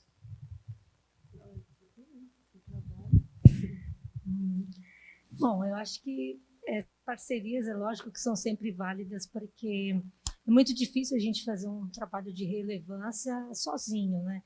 Eu tive um chefe, logo que eu comecei a trabalhar, que ele tinha um ditado que ele dizia assim, vamos fazer um texto a 4 mãos. Embora ele era um jornalista, mas ele sempre dizia que você pode até tentar escrever sozinho, mas sempre com outra pessoa sendo seu parceiro, você consegue ter ideias mais relevantes, levantando questões também relevantes. Então, essas parcerias são super gratificantes, né? No meu caso, com a fotografia em particular, eu sempre fui interessada por livros, pela história, embora que minha formação foi na fotografia, eu comecei a fotografar para o trabalho de conclusão de curso a cidade e, posteriormente, fui me interessando cada vez mais e acabei fotografando, ou melhor, desenvolvendo o meu trabalho de pesquisa sobre um fotógrafo paulista que fotografou São Paulo num período que, justamente por causa de ir à biblioteca e ver que tinha alguns registros da cidade que faltavam. Eu sempre fui apaixonada pela fotografia da cidade e todo mundo conhecia a fotografia do Militão, né? As primeiras fotos da cidade de São Paulo são do Militão. Aí há uma lacuna entre outros projetos fotográficos na cidade. E começando a pesquisar, cheguei a um fotógrafo chamado Guilherme Ginsley, que fotografou a cidade num determinado momento e foi muito importante. Então, a princípio parece que não tem ligação com o trabalho dos colegas, mas tem alguns pontos em comum, porque o trabalho do Ginsley foi muito interessante, porque naquele determinado momento foi registrado para uma companhia, que era a Light. Então, esse acervo foi guardado no Museu da Light, e alguns outros, os mesmos trabalhos foram publicados em cartões postais, que tem alguns na mão de alguns colecionadores que a gente conhece. Então, volta nessa questão da memória, porque se o Ginsley tivesse feito esse trabalho por conta própria, talvez não tivesse tido a importância que tem. Então, eu acho que a importância de ter essa memória e preservar isso, né? Pensando em parcerias ou coisas assim, vocês pensaram na possibilidade de, por exemplo, fazer a exposição dos originais, ou isso não é possível, ou vocês pensaram em recriar mesmo, fazer uma exposição diferente ou algo assim? Ver se eu consigo organizar. A primeira, eu acho que você colocou uma questão interessante, por que levar isso para os alunos da Unesp? Em primeiro lugar, porque a cultura do livro está desaparecendo. Então, é fundamental para uma geração que parece que só conhece o online, mostrar que o mundo é maior do que a internet. Acho que tem uma frase que quem é mais velho se lembra, o Geraldo Vandré, quando a música, para não dizer que não falei das flores, perdeu, ele disse, o mundo não se resume a festival. Nossa maior dificuldade é falar para os alunos que o mundo não se resume à internet. Então, esse é um ponto. Segunda questão, eu queria saber se, por acaso, quando vocês fotografaram também as marginálias do Rubens, porque foi, inclusive, publicado um livro da Maria Cristina, né, que era a bibliotecária do Midway, mostrando todas as marginálias do Rubens. Então, acho que é interessante que ele não só colecionava livros, mas ele os lia, né? E, por fim, acho que é importante, se vocês estão pensando ou não, mostrar o Rubens como um homem de ação, porque ele cria um jornal importantíssimo, que é o Diário Nacional, onde o Mário vai publicar grande parte das suas crônicas, né? Além disso, ele é atropelado pela ditadura Vargas. Então, isso não pode passar batido. O Departamento de Cultura ele é desmontado pela ditadura Vargas, né? Então, acho que é importante não perder de vista esse lado político que vai fazer com que ele, o Mário e todo o projeto paulista acabe sendo derrotado por uma ditadura. Então, é isso. Porque a exposição é um percurso, né, interativo, como você falou, visual. Ele será composto de que materiais? Apenas fotografias? Nós vamos pedir emprestado dessas fontes, vamos dizer assim, poderia ser a joia da coroa, né? A gente consegue emprestado algum objeto, porque você tem um percurso que vai levando o público e até encontrar alguma surpresa, porque eu preciso entender, é uma exposição que será itinerante. Então, nós temos o lançamento em março aqui nesse espaço, e pretendemos percorrer, inclusive a USP e a Unicamp estão interessadas, e outras universidades. Então, é uma exposição que poderá percorrer diversos espaços acadêmicos, universitários, né? Então, ao mesmo tempo tem que ser adaptado a esse espaço aqui, a gente tem que prever essa mobilidade, né? Então, eu pensei, você tem a questão dos contextos, o exemplo que você deu, vai ter uma poltrona, a biblioteca em tamanho real, isso como uma entrada, né? Eu não sei se algumas joias da coroa, quer dizer, de tal maneira que, quando eu terminar o percurso, eu mudei minha maneira de olhar para os livros, na perspectiva construtivista que você falou, e interativo, você forma quem está visitando vai intervir um pouco nessa exposição, ou ela simplesmente é uma coleção de fotos. Então, eu queria entender um pouco melhor essa concepção do projeto. Acho que desde o início, a ideia era a gente fazer reproduções somente dos documentos, porque assim, a gente já tinha a intenção de fazer uma exposição itinerante, né? E aí tem várias instituições, né, onde a gente foi buscar documentos. Então, envolve a Biblioteca Brasiliana, o IEB, o MIS, a Biblioteca Mário de Andrade, e a gente tinha uma questão assim, da segurança dos documentos e da gente ter que, talvez, pagar seguro também para os documentos. Então, envolvia uma série de instituições e que a gente, a princípio, nem sabia, enfim, a gente nem tem exatamente a clareza de quantas instituições ainda vão passar essa exposição. Então, acho que por essa questão logística, prática, a gente optou desde o início por fazer reprodução, inicialmente dos documentos, né? Tanto das fotos quanto dos documentos escritos, né? Então, a gente achou que, por um lado, a gente perde, né? Talvez, algo nesse sentido, das pessoas gostam de ver os objetos, né? Mas, por outro lado, a gente também podia trazer, né, com as fotografias, né, esses documentos, né, uma reprodução dos documentos e um contexto, né, também podia ser interessante. Acho que por isso a opção por ser itinerante. E também para complementar a questão de ser itinerante, né, o seguro é uma fortuna, então a forma de viabilizar, tanto a gente falou dos facsímiles, né, mas também a gente se debruçar em outras linguagens. Então tem muita coisa dentro da exposição que vai ser de produção própria, tanto como caricatura, para falar em essência assim, do circuito, como que alguém se torna bibliógrafo, bibliófilo, né, e bibliotecário.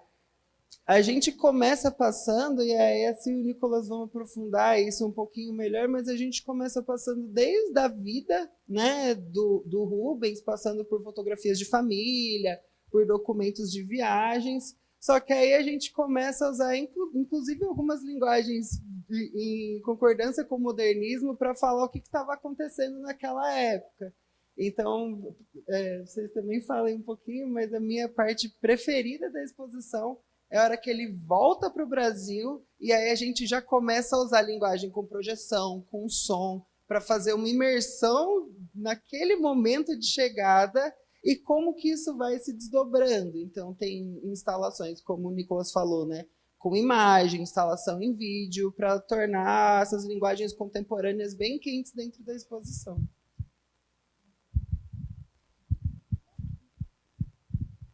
O meu sonho era levar algumas coisas lá do IHF, porque lá no IHF a gente tem o capacete, a gente tem os cadernos do Rubens, né? Quem sabe a gente consegue, mas enfim, como eles falaram, é essa questão econômica mesmo, né? Do seguro, enfim. Mas a gente vai tentar reproduzir o máximo.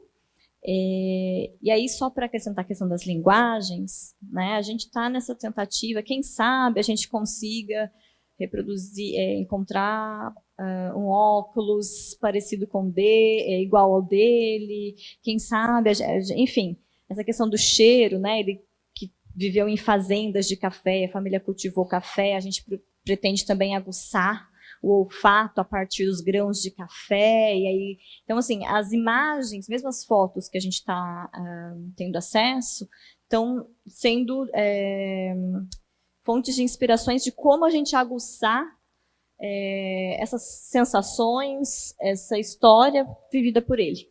Então, a gente vai também. A gente organizou a exposição em 7 sessões. A gente vai mostrar algumas fotos para vocês, né, do que vai compor cada uma delas. E aí, como que vai ser essa trajetória. Então, começando aí pela formação dele até esses legados.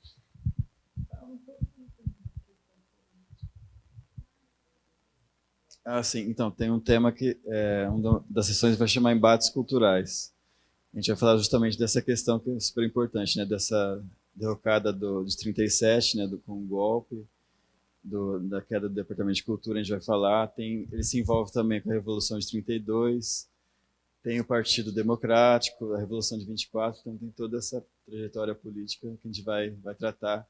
Os embates na Biblioteca Nacional, né, que estava tudo muito deteriorado, ele faz uma carta aberta, tem um embate com o governador Capanema, então isso vai ser falado, que é muito importante, bem lembrado, professor. E da questão dos documentos, tem muitas cartas interessantes. Nós temos cartas eu descobri recentemente agora, cartas de modernistas do Recife. Então, nós temos coisas do Joaquim Nojosa e do Gilberto Freire. Então, são coisas muito interessantes de se mostrar, né? Cartas também do Sérgio Buarque. Então, teve toda essa... A gente fala dessa relação com vários intelectuais.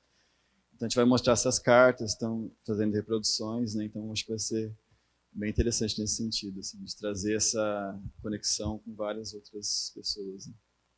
E também dos vídeos, né, que nós resgatamos vídeos da TV Cultura, tem depoimentos dele, também do Paulo Duarte, e tem algumas imagens, como o Lucas falou, de São Paulo. Quando ele chega, então tem as imagens de São Paulo do século XX, então é bem interessante esse resgate do contexto histórico, falando também dos antecedentes da semana, né, dessa questão política que estava acontecendo nesse momento, que é bem interessante também.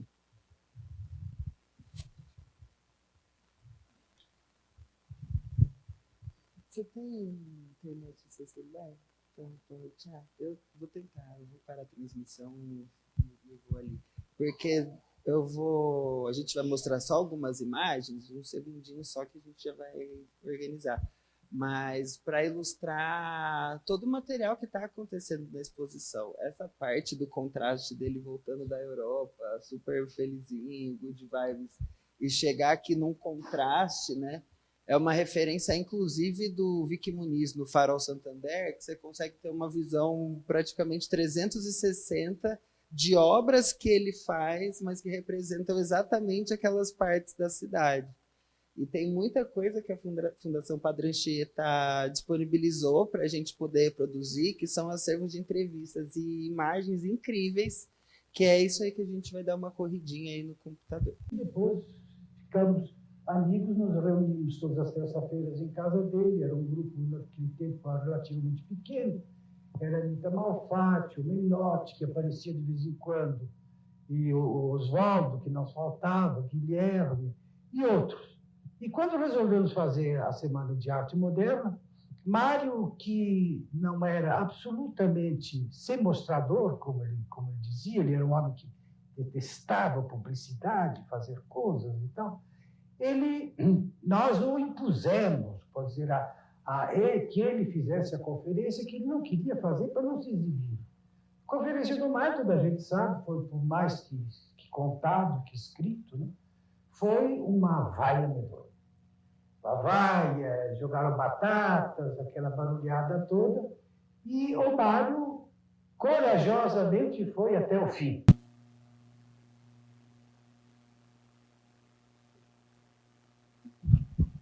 Então, aqui só algumas imagens aqui da fazenda, para vocês verem. Pode ir passando. A fazenda em Araraquara. Aqui a gente tem uma foto dele na infância, já no Colégio de Genebra, a matrícula dele. A segunda estação se chama De Volta às Raízes, então é quando ele retorna para o Brasil, que a gente vai trazer esse contexto que ele encontra aqui, dessa cidade que se industrializa, desse movimento todo. A terceira estação se chama Brasilidades à Mostra, então é onde a gente vai colocar essa reunião dele com os modernistas. E daí, né, toda essa produção que eles tiveram a partir das revistas de antropofagia, Terra Roxa e Outras Terras, a Claxon.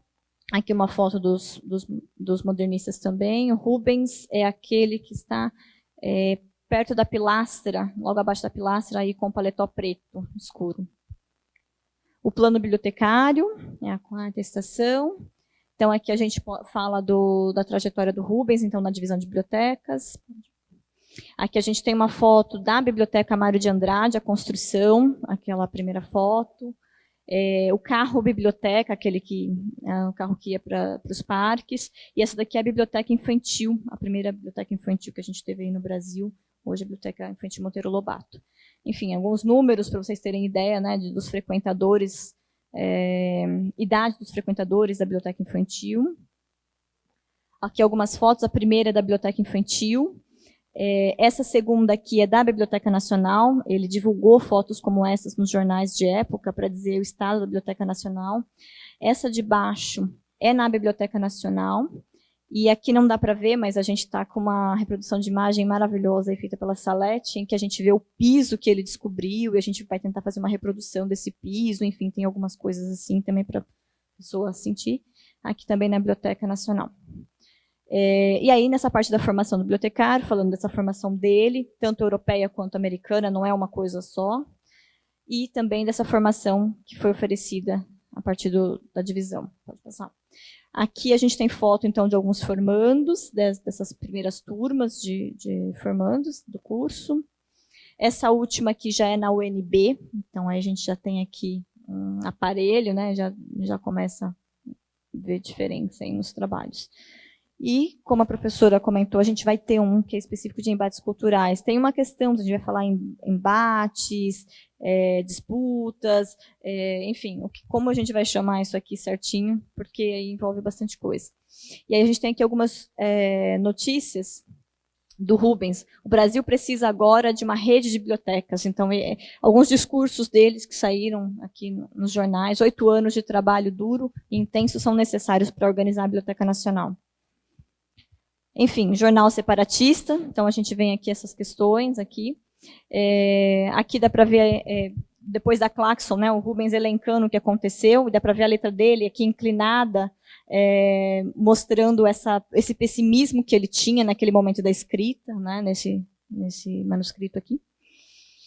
E aí a última seção, os legados, onde a gente traz a questão das bibliotecas, da Brasiliana, das bibliotecas, e das questões que ele trouxe e que servem para a nossa contemporaneidade. Então, a gente também pretende trazer a reflexão para o nosso momento atual. É isso. Eu espero que vocês tenham gostado, né? E nos encontramos, então, em março. É isso, né? Muito trabalho pela frente, mas eu acho que por uma excelente causa. Tá? Muito obrigada e até março.